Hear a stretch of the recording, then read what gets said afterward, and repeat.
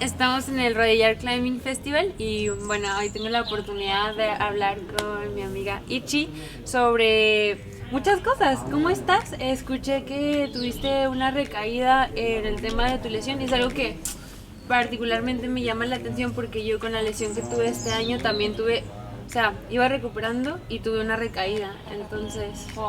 Yo estoy bien mentalmente, me ha costado mucho porque ha sido algo que no me esperaba para nada y fue un accidente súper tonto, pero bueno, ahora ya estoy bien, después de una semana o dos ya iba cogiendo el ritmo de entrenar y compensar. O sea, te lesionaste y en 2 semanas empezaste a entrenar. No, me lesioné, estuve 2 meses entre compensatorios y entrenando lo que podía y ahí ya recuperé. Tuve una competición y luego un entreno y en ese entreno tuve una recaída. Y en la recaída, pues bueno, vuelta a empezar. Sí. ¿Tú también has tenido esa recaída? Sí, es curioso, ¿no? Como al final yo creo que las lesiones son las que te enseñan al final, como los maestros que te enseñan a gestionar muchos temas súper complicados como el dolor y tu percepción de tu propio cuerpo, ¿no? A escucharte a ti misma. Sí, porque eso es. Al final yo creo que el problema de mi recaída fue, claro, tuve la lesión, entonces seguía haciendo la rehabilitación, todo el proceso de rehabilitación, porque yo perdí la movilidad completamente, entonces para poder recuperar la movilidad fue súper doloroso. Entonces como todo era aguantar dolor, cuando ya pude empezar a escalar, como que no supe calcular bien las cargas de dolor, claro, entonces yo sentía mucho dolor, pero decía, es normal, hasta un punto que el dolor ya no fue normal y empecé a recaer, a ir peor y peor. Pero bueno, al final yo creo que si no me hubiera pasado esto, no hubiese sabido identificar como del 1 al 10 cuál es realmente mi 5, cuál es realmente mi 3 y tal. Y te vas conociendo, aprendes como... Y te das cuenta que cuando estás... Que estás bien, estás muy bien. Y cuando estás mal, es que lo sabes, ¿sabes? No sé cómo explicarlo. Sí. Pero exacto. Bueno. ¿Tú cómo dirías que cómo fue que recaíste en la lesión? ¿Cuál fue tu error? Mi error, no creo que hubiera tenido un error, a lo mejor quitarme el miedo. Quería... Muy antes del tiempo. Sí, porque fue un accidente, fue un resbalón y una mala caída. Entonces yo estaba haciendo las cosas muy bien, estaba evitando todos los dolores, estaba enfocadísima en todos los ejercicios de movilidad, todos los ejercicios de fuerza del hombro y me tragaba 1h30 ida y vuelta al fisio para darme el Indiva todos los días. Y yo también hice Indiva. Sí, todos los días. Es que... Ay, el maldito Indiva. Yo lo odio ya. Lo odio. Pero sí, es interesante esto que dices sobre el miedo, ¿no? Como que muchas veces el miedo está catalogado como es algo malo que lo tienes que eliminar. Sí, y pero yo no es creo malo. que las lesiones te cambian totalmente también esta perspectiva y esta relación que uno tiene, en mi caso, con el miedo y con el dolor. Eso que es. los vea como una cosa negativa y es como ahora aprendes a decir, vale, no los puedo alejar y no tengo que pensar en eliminarlos, tengo que acercarlos a mí y ser amigos, exacto, es como hago las paces con el miedo y al final también con el dolor, se escucha súper heavy, pero es importante ser amiga del miedo y ser amiga del dolor. Entonces has aprendido a escuchar tu cuerpo. Exacto, en muchos sentidos. Y esto como el miedo, es un tema que me encanta hablar sobre esto porque al final, o sea, es que mucha gente cuando tengo conversaciones sobre el miedo, como que me preguntan como, es que, ¿cómo le haces para no tener miedo? Es como, toda mi vida he tenido miedo. Sí, o sea, tienes miedo constantemente. No te quitas el miedo está ahí, el miedo es tu amigo, el miedo aprendes a moverte junto con él, a bailar con el miedo, ¿no? De cierta manera. Entonces es también muy necesario y no lo quieres eliminar precisamente por esto, porque cuando tienes una lesión, tu cuerpo te está mandando una señal en la que te dice, oye, todavía no estoy lista. O sea, yo me acuerdo las primeras fases, cuando empecé simplemente a caminar después de mi lesión, me daba muchísimo miedo caerme, porque... O sea, yo sabía que no podía soportar una caída, que una potencial caída así, por más pequeña que lo haría mucho peor y es que a saber que podía haber pasado. Exacto, sí. Entonces, bueno, son lecciones que... Ya, sí, y aprendes que hay un mundo aparte de la escalada, que eso a mí me ha costado mucho verlo, porque yo siempre estaba en el rocódromo todos los días dentro y el hecho de no estar en las competiciones, no tener esa presión de estar en las compes ha sido bastante como relajante, te diría. ¿Y esto cómo te sentiste? O sea, como a mí me había tocado tener conversaciones antes contigo en las que sentí que tenías como mucha presión. Ahora ¿qué relación tienes con la presión?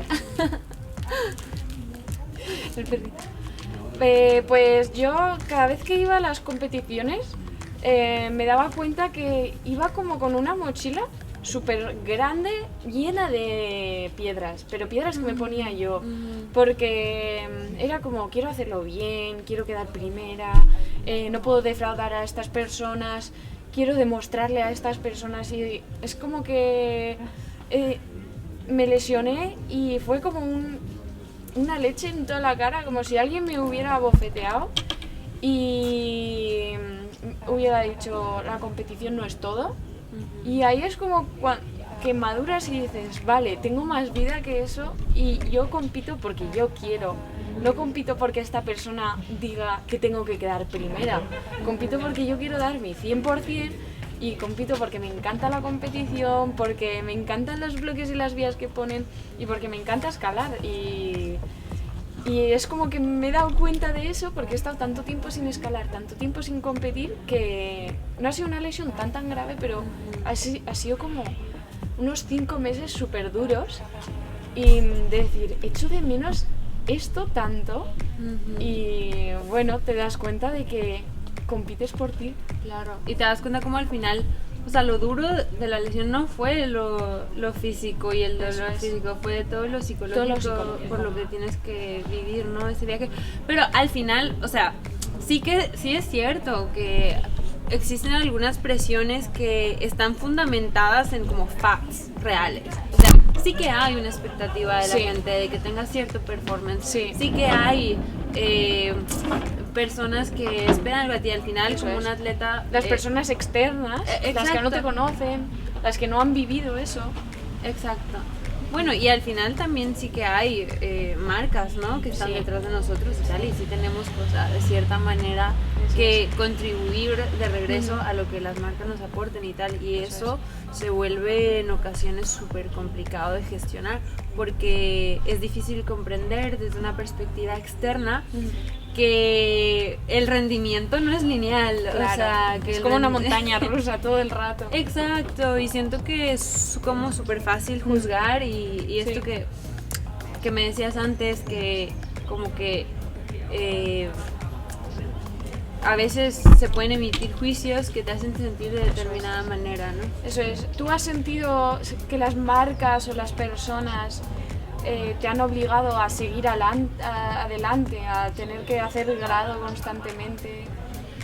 Pues, o sea, no que las marcas directamente o que las personas, pero sí que he sentido que muchas veces es fácil no ver todo lo que hay detrás. Eso. O sea, por ejemplo, a mí me hace mucha gracia, sobre todo cuando encadenas una vía, ¿no? Que llega gente y te dice que, es que lo has hecho súper fácil, es que eres súper fuerte, ahora haces esto más duro.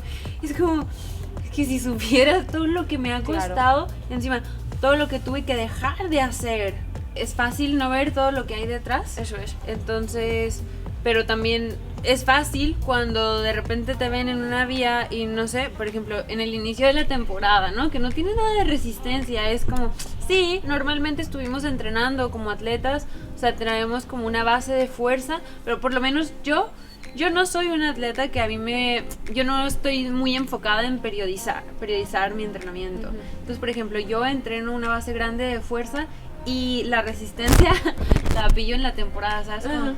Entonces yo empiezo mi temporada, es fatal, tú me ves de vuelta en vuelta en las vías como bouldereando, ¿sabes? Entonces, claro, sí que no sé, he escuchado comentarios como de, no hiciste la vía, y es como, ni sabes dónde estoy. No era ni siquiera mi plan intentarlo, ¿no? O sea, estoy en un proceso y es fácil ver como los resultados y no pensar en todo lo que hay detrás. Las personas, yo creo que tendemos a conocer a una persona que ni siquiera con la que hemos hablado. Por ejemplo, Alberto en alguna entrevista decía eso, que la gente pues como que le juzgaba por no haber hecho podium, por ejemplo. Y a mí me ha pasado de que he quedado segunda en Estudio Block a principios de año y pues luego en alguna no se me ha dado bien, pero no sé, no sabes la historia de detrás, no sabes cuánto entrenas mentalmente, tampoco puedes estar siempre al 100% y hay veces que tienes mucha presión, otras veces que no, a lo mejor pues te duele algo, a lo mejor... No, deja tú eso, estos son factores, como quien dice, factores fáciles de controlar, ¿no? Pero, por ejemplo, tú estás más peque, ya cuando te haces mayor tienes que pensar en otras cosas, ¿no? O sea, realmente, para mí, el crux de la escalada no ha sido la escalada como tal. Para mí el crux de la escalada ha sido encontrar un balance en el que puedo seguir manteniendo la escalada en mi vida de la manera que a mí me apasiona. Porque yo lo que me he dado cuenta de las lesiones es que si no puedo tenerla como a mí me gusta, tal vez no me gusta tanto. Y eso es muy duro de enterarte, ¿no? Pero claro, o sea, yo tengo que gestionar cosas que ya son muy diferentes a cuando vas a la uni y tal, ¿no? Cosas que antes yo pensaba que eran duras y ahora lo veo en retrospectiva como trabajo, familia, responsabilidades y tal, ¿no? Claro, entonces desde eso a mí me ha cambiado mucho la perspectiva y he aprendido a apreciar y admirar a ciertos escaladores, ¿no? Que veo que hacen como un balance tan bonito y una gestión de sus tiempos y todo para poder hacerlo todo, y para mí eso es como oro. Sí, es oro, es oro. Y por cierto, algo que se me hace súper curioso y que es súper diferente entre tú y yo es que, bueno, tú eres una escaladora full competición y yo soy una escaladora full roca, y me imagino que nuestros entrenamientos, a pesar de que las dos entrenamos un montón, son súper diferentes. Entonces, ¿qué es lo más importante de tu entrenamiento? Yo creo que la diferencia a lo mejor es que lo mío está más planificado. En cuanto tienes una competición, pues tienes que hacer como toda esa pre-compe, y yo salgo mucho. Yo tengo que salir a muchos rocódromos porque tienes que probar diferentes settings, que si dinámicos, que si no sé qué. También un setting más francés, setting más de otro lado. ¿Cómo es un setting más francés? Pues no sé, para mí el setting francés es como muy elegante. Como movimientos más finos. Sí. Luego te vas a Tokio, porque he estado en Tokio este año y he visto que es todo movimiento, bloques súper distintos, y creo que eso es fundamental. Ir a muchos rocódromos, escalar un montón, y claro, yo también tengo que hacer suspensiones y otras cosas, pero creo que eso tú también lo haces. Claro, sí. Pero entonces lo que me estás diciendo es que lo más importante, o sea, como la diversidad, lo más puro de tu entrenamiento, lo que necesitas más es como los root setters para poder probar, porque al final esto es lo que tú haces, ¿no? En una competencia. Es una improvisación, entonces tú necesitas entrenar esta improvisación. Eso es, porque los bloques no son siempre iguales, o las vías no son siempre iguales, entonces tienes que ir a distintos estilos y distintas cosas. Y tema físico, como de pesas y todo esto, como Yo sé que lo entreno bastante, para fortalecer los músculos, también compensatorios. Creo que me parece súper importante que todo el mundo haga compensatorios. Claro, sobre todo el tipo de movimientos que cada vez son como más inesperados, más que no sabes qué músculo de tu cuerpo vas a utilizar en la competencia. Eso es, sí, de que de repente te cuelgas a un brazo y haces ahí cualquier locura. Exacto. Sí, no sé, tienes que hacer eso, muchos movimientos, salir mucho y escalar un montón. Es que es escalar.